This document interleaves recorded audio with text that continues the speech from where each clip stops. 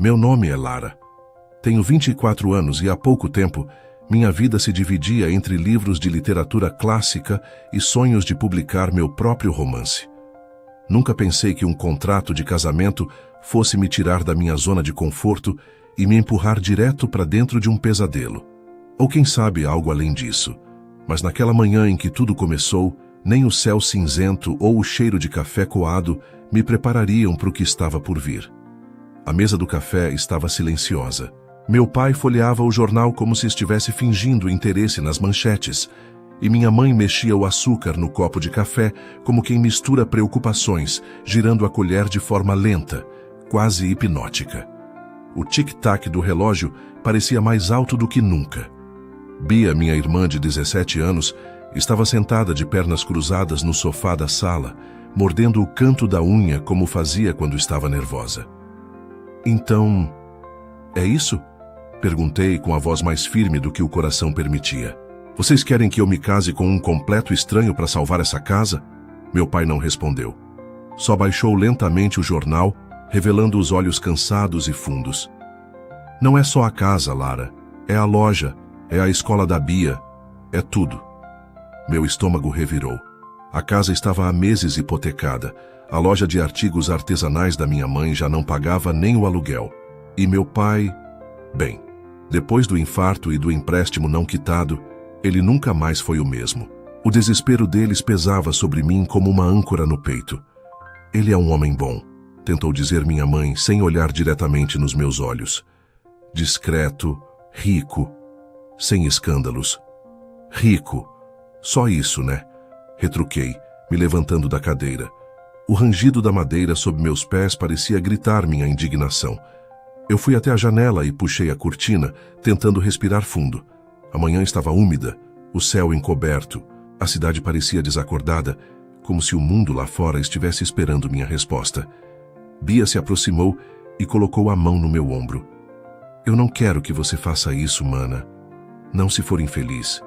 Mas eu... A voz dela falhou. Eu não quero largar a escola. Eu quero ser bióloga, lembra? A gente fez aquele mural dos sonhos juntas. Meus olhos arderam. Eu lembrava. Estava pregado atrás da porta do quarto dela.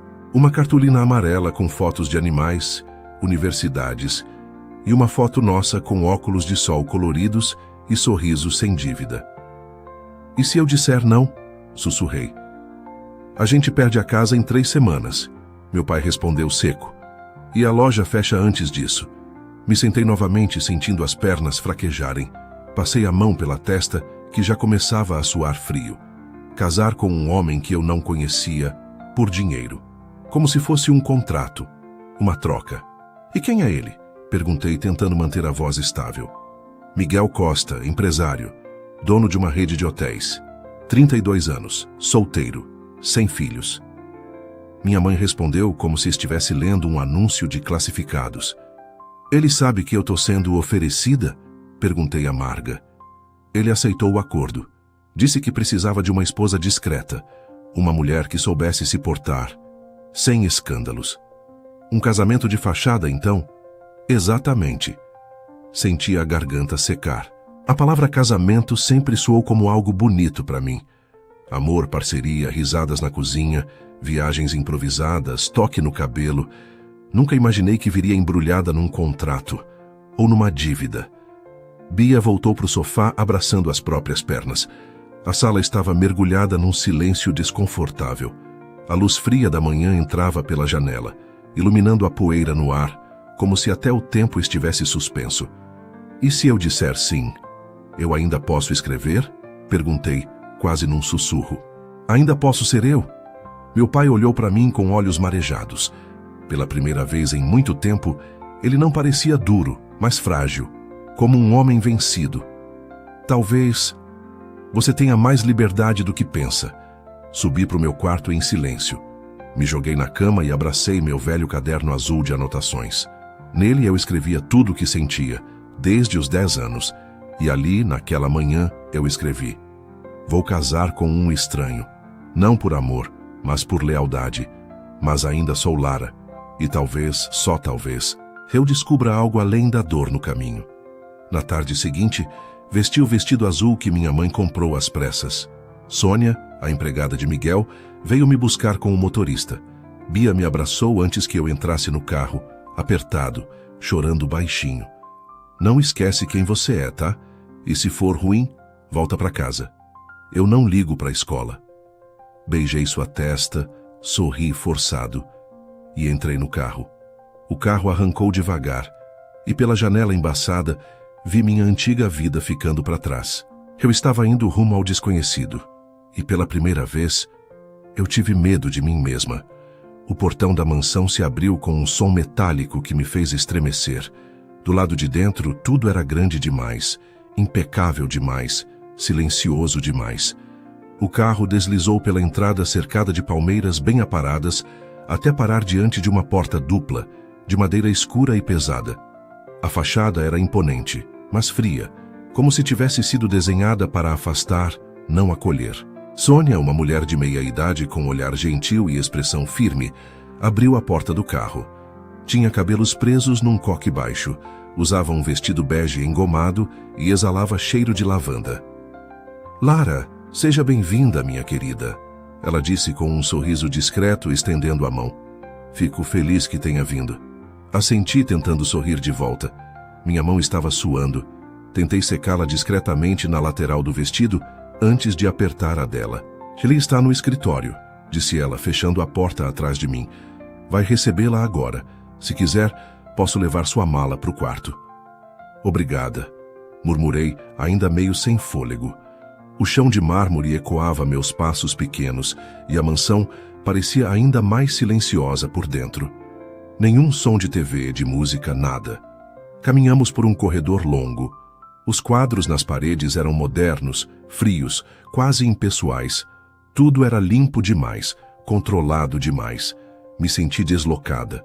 Uma estranha num cenário de revista. Sônia parou diante de uma porta de madeira escura, bateu 2 vezes e esperou. Uma voz grave respondeu lá de dentro. "Pode entrar." Meu coração deu um salto. Ela empurrou a porta e me incentivou com um gesto de cabeça. Respirei fundo e entrei. Miguel estava de pé, de costas para mim, observando a vista através de uma parede de vidro que dava para o jardim. Alto, ombros largos, cabelo castanho escuro, impecavelmente penteado. Vestia uma camisa branca, dobrada nos punhos, e calça social escura. Não se virou imediatamente. "Boa tarde", disse ele com a voz firme, mas sem emoção. "Boa tarde", respondi, controlando o tom da minha voz para não soar trêmula. Ele então se virou devagar. Seus olhos castanhos escuros me encararam com neutralidade, avaliadores, sem raiva, sem sorriso, apenas observadores. "Espero que a viagem tenha sido tranquila", continuou ele, andando lentamente em direção à mesa. Puxou uma pasta e a colocou sobre o tampo de vidro. "Sim, foi", respondi, torcendo as mãos uma na outra, tentando manter a postura. Ele abriu a pasta e tirou um documento. "Este é o contrato pré-nupcial. Está tudo conforme o que foi acordado com seu pai. Nenhuma cláusula sobre intimidade, nenhuma exigência absurda. Eu só preciso de uma esposa que mantenha as aparências em eventos sociais. O resto é sua vida." Assenti em silêncio, engolindo a decepção que eu nem sabia que esperava sentir. "Que não se preocupe. Eu não vim aqui esperando contos de fadas." Ele levantou uma sobrancelha, como se aquela frase tivesse lhe causado uma leve surpresa, mas não comentou.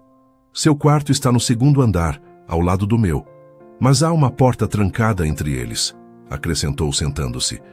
"Você terá liberdade, desde que não interfira na minha rotina, e eu, na sua." Fiquei parada no meio da sala, tentando entender como alguém podia soar tão vazio, tão técnico.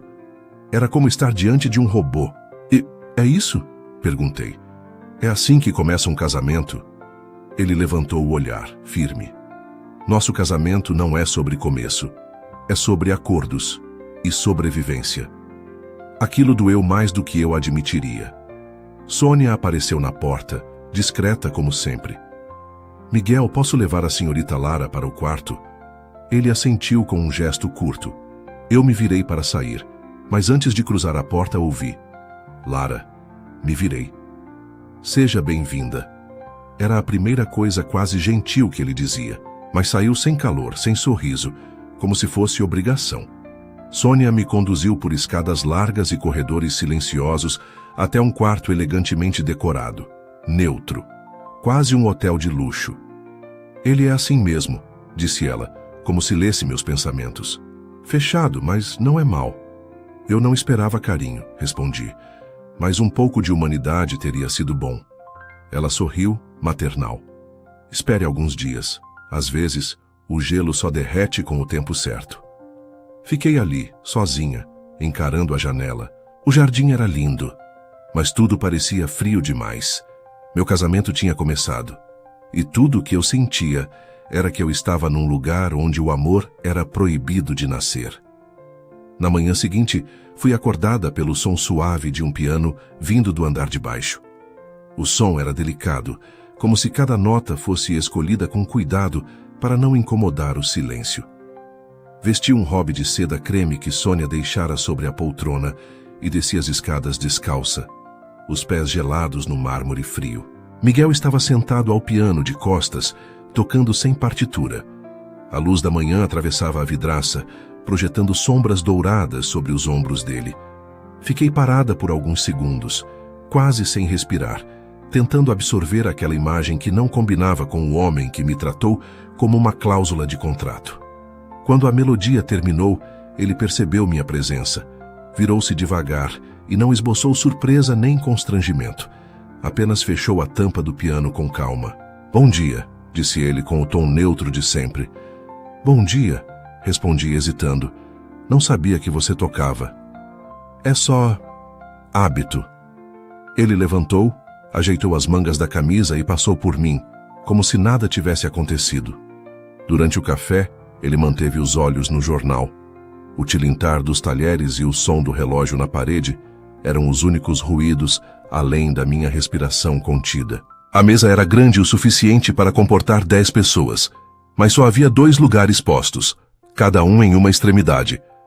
"Preciso que esteja pronta às 7 hoje à noite", ele disse, ainda com os olhos na coluna de economia. "Por quê?" "Evento da rede, a apresentação de um novo projeto. Minha esposa precisa estar ao meu lado." Minha esposa. A palavra ecoou de forma estranha. Eu mal sabia o que isso significava ali. "E o que espera de mim exatamente?" Ele finalmente me olhou. "Que sorria, que seja discreta, que mantenha as aparências. Não há espaço para escândalos ou sentimentalismo." Mordi a língua para não responder. Ele voltou a ler o jornal como se o assunto estivesse encerrado. Passei o dia na biblioteca da casa, um ambiente menos gelado do que o resto. O cheiro de couro dos livros antigos me trazia algum conforto. Me sentei na poltrona de veludo azul e escrevi em meu caderno. Ele impôs regras, e eu jurei que seguiria. Mas cada palavra contida vai se acumulando dentro de mim como uma tempestade que espera o momento certo para explodir. À noite, vesti o vestido preto que Sônia me entregou com um sorriso sutil. Fiz uma maquiagem leve, prendi o cabelo num coque elegante e quando desci as escadas, Miguel estava me esperando ao lado do carro. Ele me olhou de cima a baixo e apenas assentiu. "Está adequada, vamos." Durante o trajeto, silêncio absoluto. Eu desviava o olhar para a janela, tentando imaginar o que se passava na mente dele. Ele mexia nos botões do relógio no pulso, um tique nervoso que eu começava a notar. No evento, tudo era brilho e hipocrisia. As pessoas riam alto, brindavam com falsidade e se mostravam como se estivessem em um teatro. Miguel se transformava entre eles, sorria, cumprimentava com firmeza, parecia alguém acessível. "Você é mais simpático em público?", cochichei, forçando um sorriso para a câmera de um repórter. Ele se inclinou levemente. "E você é mais atrevida do que parece." A resposta me pegou desprevenida. E por um segundo, ele sorriu de canto. Mas logo se recompôs. Frio, outra vez. Na volta, ele me acompanhou até a porta do quarto, sem dizer palavra. Quando abri, me virei antes de entrar. "Miguel." Ele parou. "Eu entendi todas as regras, mas preciso saber. Tem espaço para um pouco de verdade entre nós? Nem que seja só... respeito? Ele hesitou por um segundo. Então respondeu: se você for honesta, terá meu respeito. Mas não me peça mais do que posso dar. E então se virou e sumiu pelo corredor. Fechei a porta devagar e encostei a testa nela, tentando entender o que aquele homem carregava. Havia algo ali. Um peso que ele não mostrava, mas que transbordava mesmo em silêncio. Me joguei na cama e fechei os olhos. Pela primeira vez, não chorei, mas senti um aperto no peito que não tinha nome. E foi assim que eu descobri que o amor não é o único sentimento que pode nos tirar o sono. A frieza também pode. Eu sempre tive o hábito de escrever. Desde pequena, quando as palavras ainda não faziam sentido no papel, eu rabiscava sentimentos em folhas soltas. Depois troquei os desenhos por versos, depois os versos por confissões. Meu caderno azul sempre foi meu esconderijo. E naquela casa onde tudo era tão frio, ele se tornou minha única companhia sincera. Eu o escondia atrás de alguns livros empoeirados da biblioteca, entre duas edições grossas de clássicos russos. Era ali que eu escapava da realidade, que me lembrava de quem eu era, mesmo com um anel de aliança no dedo que parecia não me pertencer. Certa tarde, enquanto escrevia, ouvi passos no corredor. Guardei o caderno rapidamente e me ajeitei na poltrona. Miguel apareceu à porta, sem bater, como sempre. Preciso que esteja pronta amanhã às 8. Vamos a um almoço beneficente. Ele parecia incomodado. Claro, respondi, tentando manter o tom neutro. Ele olhou ao redor da biblioteca, os olhos passando pelas prateleiras, pelo meu cabelo preso de qualquer jeito, pelas meias que eu usava com chinelos, e depois pararam em mim. Você passa muito tempo aqui.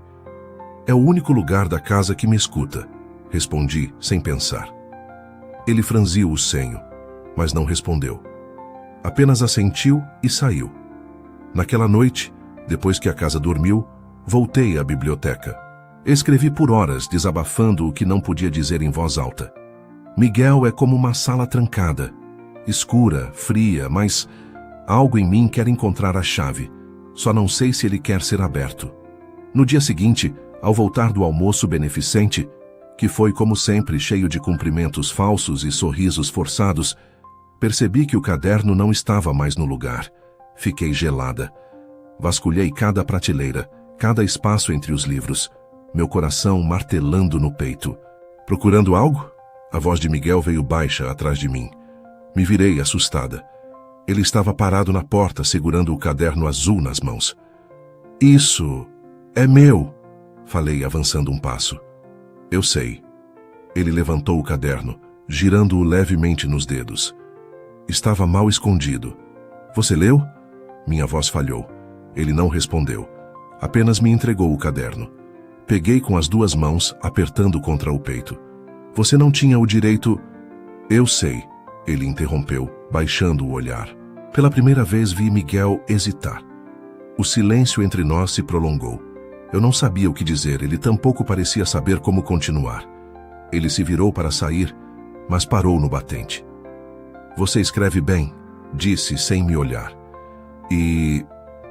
você me descreveu com mais verdade do que qualquer pessoa já conseguiu. Minha respiração travou. Não quero que se sinta exposta, mas talvez seja bom você saber que alguém leu o que você guarda. E não odiou. Eu não consegui dizer nada. Só o observei sair devagar, como se levasse junto um pedaço das minhas palavras com ele. Naquela noite não consegui dormir. Miguel havia lido partes de mim que ninguém jamais tocou, e de forma surpreendente, ele não zombou, não condenou, apenas viu. Nos dias que se seguiram, ele começou a agir de forma estranha. Mais contido, mais atento. Passava por mim no corredor e dizia bom dia, com um tom mais real. Uma vez, puxou uma cadeira para mim à mesa. Outra, perguntou se eu gostava de piano. Foi Sônia quem me deu a resposta que eu não sabia que precisava. Às vezes, menina, o coração só precisa ouvir que não está sozinho, disse ela, enquanto cortava frutas na cozinha. E o seu... falou alto naquele caderno. Comecei a perceber pequenos gestos. Miguel deixava livros do meu gosto sobre a mesa. Um dia, encontrei um marcador de páginas com uma frase destacada: "O amor não grita, mas é o único som que a alma reconhece." Era do meu próprio texto. Naquela noite, sentei na cama com o caderno nas mãos e escrevi: "Pela primeira vez, sinto que não estou invisível. Ele me viu, e eu estou começando a vê-lo também." Era uma noite chuvosa. A casa inteira parecia mais silenciosa do que o habitual, como se até os móveis estivessem respeitando algum tipo de luto invisível. O som da chuva no telhado me dava certa paz, me lembrava da infância, das noites em que Bia e eu fingíamos que a água era música e inventávamos histórias sob o cobertor. Desci para beber água e encontrei Sônia na cozinha, secando a louça com calma. Ela usava uma camisola velha de algodão e chinelos que faziam barulho no chão de mármore. Parecia mais humana, mais próxima. "Você não dorme cedo também, né?" Comentei, tentando puxar conversa. Ela sorriu, gentil. "A chuva me deixa alerta, como se alguma coisa fosse acontecer." "Aqui alguma coisa sempre parece prestes a acontecer", murmurei. Ela parou por um instante, olhou para mim com um brilho pensativo nos olhos, como quem pesava uma decisão. "Miguel, nem sempre foi assim, sabia?" Eu me virei devagar. "Assim como? Fechado, frio, ferido." Ela dobrou o pano de prato com delicadeza. "Você tem o direito de saber, mas não o dever de julgar." Me sentei na cadeira da ponta da mesa, esperando em silêncio. Há alguns anos ele estava noivo. Amanda. Linda, educada, cheia de modos, mas falsa até a alma. Sônia suspirou como quem lembra com dor. Ela mantinha um caso com o irmão dele, o mais novo, Felipe. Arregalei os olhos. O irmão? Sim. Miguel desconfiava, mas não queria acreditar. Até o dia em que viu com os próprios olhos. Amanda saiu do quarto de Felipe, com o vestido amarrotado e o batom borrado. Meu estômago revirou. E ele... o que fez? Confrontou os dois. Felipe ficou nervoso, tentou justificar. Amanda não disse nada. Ela fez uma pausa. Naquela mesma noite, Felipe saiu dirigindo feito louco e... bateu o carro. Morreu na hora. Silêncio.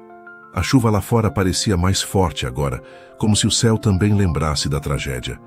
Miguel se culpou, se perguntei. Até hoje, ele se sente traído, por dois lados.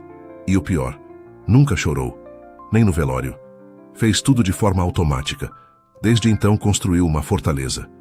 Sônia abaixou o tom e decidiu que nunca mais se entregaria a ninguém.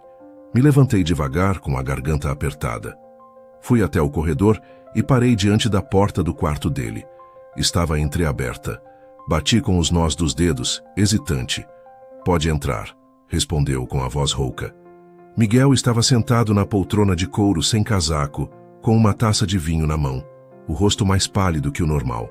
Os olhos, longes. "Está tudo bem?" Perguntei sem saber o que dizer. Ele me encarou por um longo segundo. "A Sônia contou, não foi?" Não precisei responder. A dor não vem só da traição. Vem da certeza de que, por um segundo, eu quis que ele sofresse. A mão dele apertou o copo.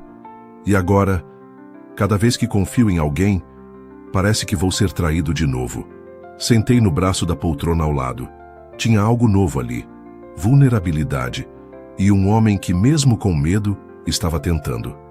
"Miguel, eu não sou ela", disse com firmeza. Ele olhou para mim direto, como se buscasse alguma rachadura nas minhas palavras. "Eu sei", sussurrou. Aquela foi a primeira vez que nos olhamos de igual para igual, sem defesas, sem fingimento. Apenas dois desconhecidos tentando entender se ainda eram capazes de amar alguém. Antes de sair, deixei meu caderno sobre a mesa dele. "Pode ler, se quiser." E fechei a porta atrás de mim com o coração acelerado. Naquela noite, pela primeira vez, sonhei com ele. E não foi um pesadelo. Os dias seguintes foram diferentes. Miguel passou a circular mais pela casa, como se estivesse menos escondido dentro de si. Ainda era silencioso, reservado, mas parecia presente. Às vezes, Nos encontrávamos por acaso na biblioteca ou na varanda e trocávamos comentários sutis. Uma pergunta sobre um livro, um elogio à comida, um sorriso quase imperceptível. Era como andar sobre cordas bambas, um jogo de proximidade cuidadosa. Até que a corda cedeu. Naquela noite, recebi uma ligação da minha mãe. Nada grave, mas o tom dela me deixou nervosa. Falava sobre contas vencidas, sobre o carro quebrado, sobre a escola de Bia que poderia ser cortada pela metade se não pagassem a mensalidade. Tudo aquilo voltou a pesar nos meus ombros como uma âncora. Desliguei o telefone com os olhos marejados e fui até Miguel, que estava no escritório revisando papéis. Miguel, preciso conversar. Ele ergueu os olhos, levantando uma sobrancelha. Estou ocupado. É importante. Ele suspirou, fechou a pasta e fez um gesto vago com a mão para que eu falasse. Minha família está enfrentando dificuldades de novo. Pensei que, talvez, já que nosso acordo foi baseado em ajudar, você quer mais dinheiro? A pergunta veio seca como um tapa. Não é isso, não assim, é só... Eu devia ter imaginado, ele disse, levantando-se, que era uma questão de tempo até você estender a mão de novo. Fiquei sem ar por um instante. Você acha que eu sou o quê? Uma aproveitadora? Eu acho que você se casou comigo por conveniência, não é isso? Sim, mas eu estou aqui, cumprindo o acordo. Nunca te desrespeitei, nunca cruzei nenhum limite. Tudo o que eu fiz foi tentar existir dentro dessa casa congelada. Ele se aproximou, os olhos em chamas. Você escreve sobre mim naquele caderno como se me conhecesse, mas não conhece, nem metade. Você só está aqui porque quis salvar a própria pele.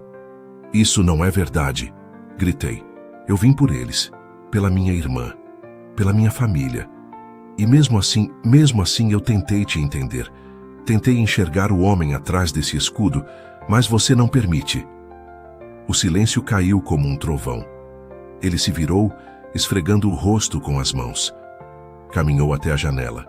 Lá fora, a chuva começava a cair, fina, mas constante. Eu não pedi para ser salvo, Lara. E eu não pedi para ser julgada.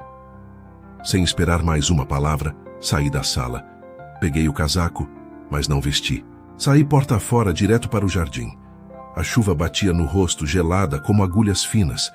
Eu andava sem rumo, o coração acelerado, o rosto quente de raiva e frustração. Atrás de mim, ouvi passos correndo na calçada molhada. Lara, espera! Me virei.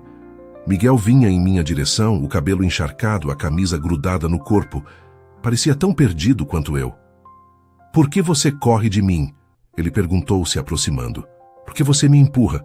Você não sabe receber nada, nem carinho, nem compreensão, nem um pedido de ajuda. Eu não sei como lidar com alguém como você, gritou de volta. Você me olha como se eu fosse mais do que sou. Como se eu ainda tivesse salvação. A chuva nos cobria por inteiro agora. Meu coração batia tão alto que eu mal ouvia a tempestade. E tem salvação. Mas você precisa confiar. Ele parou, respirando ofegante. Eu li seu caderno de novo. Inteiro, disse ele. E não odiei. Nem um pouco. Na verdade, me vi em cada palavra. Fiquei em silêncio. As gotas escorriam pelo meu rosto como se disfarçassem as lágrimas. Ele deu mais um passo, hesitante. Eu não sei como se ama alguém como você, Lara. Mas acho que estou tentando. E então aconteceu. Ele estendeu a mão, tocou meu rosto molhado com delicadeza, como se tivesse medo de quebrar algo. Seus olhos buscaram os meus com uma urgência contida. E antes que eu pudesse responder, seus lábios encontraram os meus. O beijo foi intenso, confuso, necessário. Um choque de dois mundos que não se entendiam, mas que se queriam. A chuva caía mais forte, mas nenhum de nós se importava. Ali, entre relâmpagos e ressentimentos, algo queimar se acendeu entre nós. Algo que não cabia mais em contratos nem em acordos. Era o começo de um incêndio que nenhum dos dois sabia apagar. O telefone tocou às 7 da manhã. Eu estava deitada ainda, olhando para o teto do quarto, revivendo o beijo da noite anterior, como quem assiste um filme só dela. A lembrança era quente, confusa, mas real. E então, o toque insistente me trouxe de volta ao mundo. Era minha mãe. Lara, é a Bia. Ela está no hospital. Teve uma crise. Os médicos acham que é apendicite. Sentei na cama num pulo, sentindo o sangue desaparecer das extremidades. Qual hospital? Eu tô indo agora. Não se preocupe com o dinheiro, ela disse antes que eu perguntasse. A gente dá um jeito. Desliguei e vesti qualquer coisa. Saí apressada do quarto, descendo as escadas quase tropeçando. Miguel estava na sala de estar, lendo e tomando café. Me viu aflita e se levantou imediatamente. O que houve? É a Bia. Ela tá no hospital. Apendicite, parece.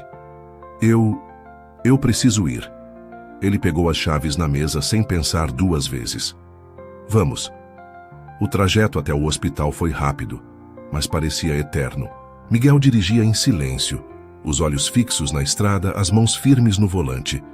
Eu, ao lado, apertava os dedos nervosamente, como se pudesse controlar o que estava fora do meu alcance. No hospital, minha mãe estava na recepção, aflita. Corri até ela. Onde ela está? Em observação. Estão esperando a liberação do plano para operar. Mas não sei se temos cobertura. Antes que eu abrisse a boca, Miguel se aproximou. Não se preocupem com isso. A cirurgia será feita ainda hoje. Particular. Eu vou cuidar de tudo. Minha mãe o olhou surpresa. Eu não posso aceitar, Miguel. Pode sim, e vai. Ele respondeu firme, mas com gentileza. Ela é irmã da minha esposa. É minha família agora também. Aquela frase ficou ressoando no meu peito por longos segundos. Minha família também. Ele foi até a administração e em menos de 20 minutos, tudo estava resolvido. A cirurgia foi marcada, médicos escolhidos, quarto reservado. Fiquei sentada com ele na sala de espera, os olhos fixos no chão. Obrigada. Você não precisa agradecer. Preciso sim. Olhei para ele. Não é só sobre dinheiro. É sobre estar aqui. Sobre não fugir. Ele sorriu, pequeno, mas verdadeiro. Você me ensinou isso. Estar presente também é uma forma de amar. Lágrimas escorreram silenciosas dos meus olhos. Pela primeira vez, ele estendeu a mão e limpou uma delas com o polegar, com delicadeza. Horas depois, o médico saiu dizendo que a cirurgia correu bem. Respirei aliviada e Miguel segurou minha mão e não soltou. Passamos a noite no hospital. Dividimos um sofá pequeno, dormindo por turnos. Ele me cobriu com um casaco quando o ar-condicionado ficou frio demais. Comprou chocolate quente na cantina. Conversamos sobre livros, sobre infância, sobre nada. Na manhã seguinte, quando entrei no quarto e vi Bia acordada, ela sorriu fraco. Você veio, disse baixinho. Claro que vim. Ela olhou para Miguel parado atrás de mim e sorriu também. Ele também. Uau, tá apaixonada mesmo, hein? Miguel deu um passo atrás, sem saber como reagir, mas sorriu. Um sorriso de canto, quase tímido. Ela é especial, respondeu olhando para mim. Me aproximei da cama e segurei a mão de Bia. A gente vai ficar bem. Todos nós. E naquele instante percebi. Aquele homem que eu achava de pedra estava, pouco a pouco, se tornando o alicerce que eu nunca pensei que teria. O que começou como um casamento de contrato, agora se tornava aos poucos um lar. O clima entre mim e Miguel estava diferente. Ainda havia cautela, mas algo havia mudado desde a noite no hospital. Ele me olhava com mais suavidade, deixava bilhetes com frases dos meus textos sobre a escrivaninha, e numa noite qualquer trouxe flores, simples, brancas, mas foram as primeiras que já recebi dele, as primeiras de verdade, e eu estava me permitindo sentir. Pela primeira vez, sem culpa. Estávamos no jardim, sentados lado a lado numa tarde fresca. O céu começava a mudar de cor, e Miguel falava sobre um hotel que pretendia abrir no sul do país. Pela primeira vez, ele deixava escapar algo que parecia futuro. Você gosta de frio? Ele perguntou sem me olhar. Gosto, mas gosto mais da ideia de ter alguém para esquentar os pés. Ele soltou uma risada breve, um som raro, Me senti parte de algo, mas a calmaria não dura para sempre. 2 dias depois, Sônia apareceu no meu quarto com um semblante estranho. Tem uma mulher aqui, quer falar com o Miguel, diz que é urgente. Nome? Amanda. Senti o corpo gelar. O nome caiu como uma pedra no estômago. Desci as escadas devagar e a vi. Alta, elegante, com roupas caras e um perfume forte demais. Amanda, a mulher do passado que Miguel jamais mencionava por nome. Ela me olhou com desprezo disfarçado de polidez. Você deve ser a esposa contratual. Não respondi. Apenas cruzei os braços. Miguel apareceu logo em seguida, visivelmente incomodado. O maxilar travado, os olhos baixos. Amanda, por que está aqui? Só vim te ver e entender como você passou de me amar loucamente a se casar com uma estranha. Ele fechou os olhos por um instante, como se precisasse de força. Eu não tenho nada para te dizer. Vai embora. Já não tem. E se eu contar para sua adorável esposa que você só a escolheu porque ela não significava nada, porque ela era neutra, submissa, conveniente? Aquela frase me atingiu como uma facada. Olhei para ele, esperando uma reação, uma negação. Mas ele permaneceu calado, congelado. Amanda sorriu. Ah, ela não sabia? Que surpresa. Eu, pelo menos, sabia no que estava me metendo. Ela achou que era amor. Me aproximei dela, com o coração batendo como um tambor. Já terminou? Não, querida. Falta o principal. Você só está aqui porque ele comprou a sua presença. Foi isso, não foi? Um casamento por dinheiro? Miguel finalmente se moveu. Chega, vai embora agora. Mas era tarde. As palavras estavam no ar, como veneno. Ela saiu, deixando para trás o cheiro doce e falso do perfume e um silêncio insuportável. É verdade? Perguntei. Eu era só conveniente. Lara, diz, você me escolheu porque eu era fácil de controlar? Porque não oferecia risco? No começo, talvez sim, mas depois, ele se aproximou. Depois tudo mudou. Você mudou tudo. Mas não o suficiente para você confiar. Recuei um passo. Você nunca me contou isso, e agora eu sou a última a saber. Eu não queria te magoar, mas magoou. Mais do que qualquer coisa. Subi para o quarto e tranquei a porta. Passei horas encarando a mala no canto. A raiva misturada com a tristeza queimava por dentro. O pior não era ter casado por dinheiro. Era ter acreditado que, de alguma forma, o amor estava crescendo entre nós. Que estávamos nos reconstruindo juntos. Peguei meu caderno. Escrevi sem parar. Talvez eu tenha sido burra. Talvez ele tenha mentido para mim e para si mesmo. Mas eu não sou mais a garota que aceita migalhas em troca de segurança. Eu mereço mais. Eu mereço amor. No dia seguinte, ao amanhecer, deixei o caderno na escrivaninha dele, com a página aberta e um bilhete preso. Não precisa mais fingir. Você já teve o suficiente. E parti. Sem aviso, sem choro. Só com a mala, minha dignidade. E o coração em pedaços. O táxi me deixou na frente da casa da minha mãe antes mesmo do sol nascer. O céu ainda estava pálido e o ar gelado da manhã parecia castigar cada pedaço do meu corpo. Mas o que doía mesmo era o vazio dentro de mim. Ela me recebeu sem perguntas. Apenas abriu os braços e eu desabei. Pela primeira vez em muito tempo, chorei com o peso inteiro da minha escolha.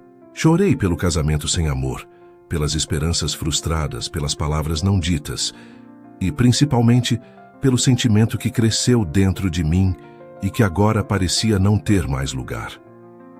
Ele não é mau, só não sabe amar do jeito certo.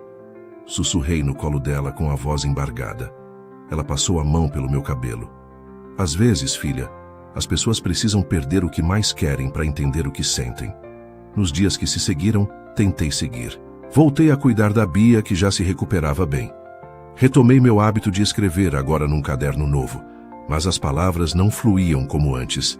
Era como se parte da minha inspiração tivesse ficado na mansão, entre as paredes frias e os olhares de Miguel.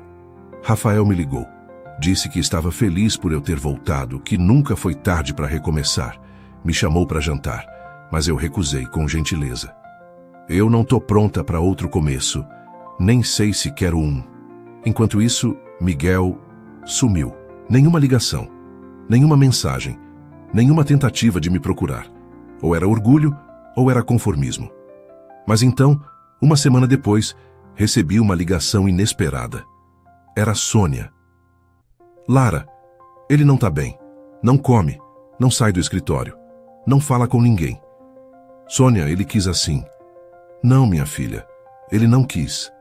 Ele só não sabe pedir para você ficar. No fim da ligação, senti as mãos tremerem. O coração batia diferente. Peguei o celular e abri a foto que tirei no hospital, escondida. Miguel dormia no sofá com o casaco cobrindo minhas pernas.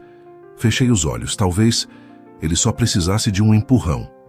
Na manhã seguinte, ele encontrou meu caderno, o caderno antigo, o azul. Eu soube porque, à tarde, recebi um envelope em casa. Dentro estava uma única folha arrancada dele, com a minha própria frase destacada em marcador laranja. Às vezes, tudo o que alguém precisa é ser escolhido, mesmo quando não sabe pedir. E embaixo, numa letra que não era minha, me escolhe. Só mais uma vez. Minhas pernas fraquejaram. Peguei um casaco, deixei um bilhete para minha mãe e corri para a rua. Peguei um carro de aplicativo com as mãos tremendo. Durante o caminho, repassei mentalmente cada momento ao lado dele.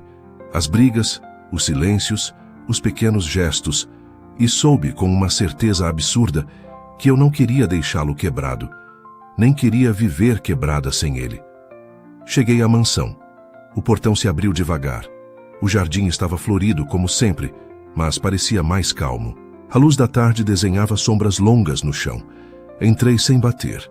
Encontrei Miguel no piano. Ele parou de tocar no mesmo segundo em que me viu.